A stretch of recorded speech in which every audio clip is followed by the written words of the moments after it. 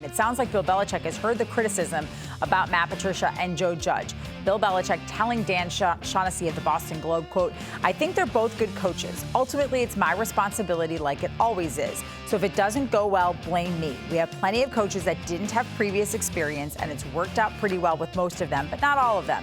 Look at our other offensive coordinators. We had Charlie, then Josh. He'd never called offensive plays. Billy O'Brien never called plays in the NFL. Josh came back. We've changed coaches in every area multiple times."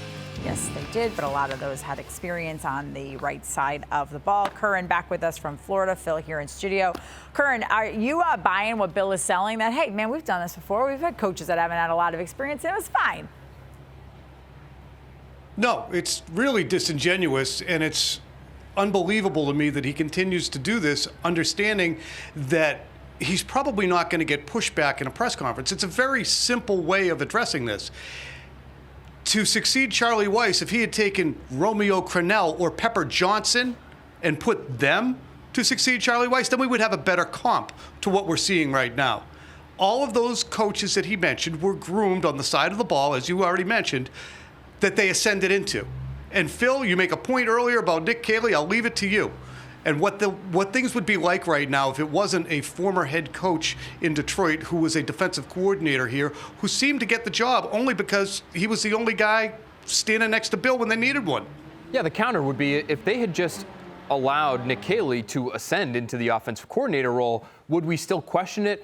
I'm sure we would to a degree, right? He's never called plays before. How's this going to look? They just lost a great offensive coordinator, but at least he's spent years and years not only on the offensive side of the ball, but in the Patriots system. And so that really is the issue. It's not that you have these guys that you think are good football coaches, and they are in their own specialties. It's that you've taken these guys from one side, brought them to another, and it's something that just, Trenni, we haven't seen not only here, but really across the NFL. This just doesn't happen. I spoke to an NFL executive recently who said, Phil, guys train their entire careers to be offensive coordinators. That's obviously not what's happening here. No, and, at the top of the show, I made the argument that maybe, Bill kind of looked at what the Bills had done in sort of picking and choosing their roster, finding guys that fit a system. But where my argument goes completely astray is that the Bills, when they lost Brian Daboll, they replaced him to keep that offensive system that they had had success with. Phil, they kept it the same, and they kept it consistent. And I guess,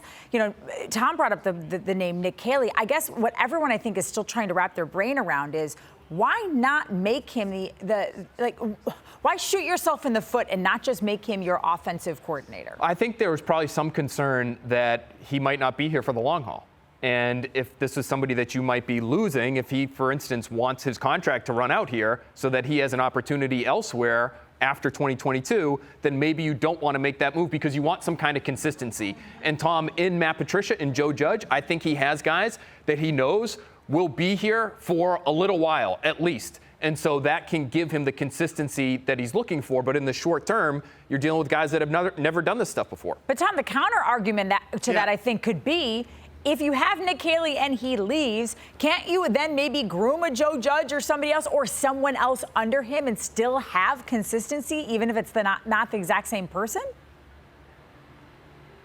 I think yes, you could hypothetically do that, but I think the larger issue here for the Patriots and their coaching staff and their personnel people, they have a very small staff on both. And the reason is it's a hard place to work. Guys are not beating down the doors to come and work for the New England Patriots. It's actually the opposite. Guys are streaming out the door and have been in personnel and coaching for a number of years. Nick Caley would have gone if he had the opportunity. Josh McDaniels had to be kept here. The guys that they have now are guys who are, out of chances where they were and came back, in Patricia and Judge. So I think that's one thing that's really interesting about this. That's what's hard about what the Patriots are trying to execute. You would think, well, don't you want to work for the Patriots?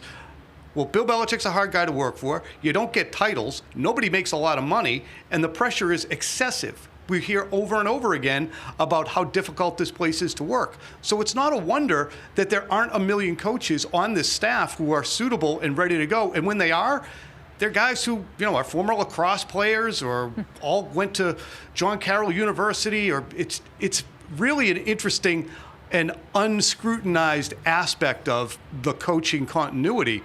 They don't have a lot of coaches. Well, it wasn't scrutinized because for so long, all they did was win, so there was no reason to really take them to task.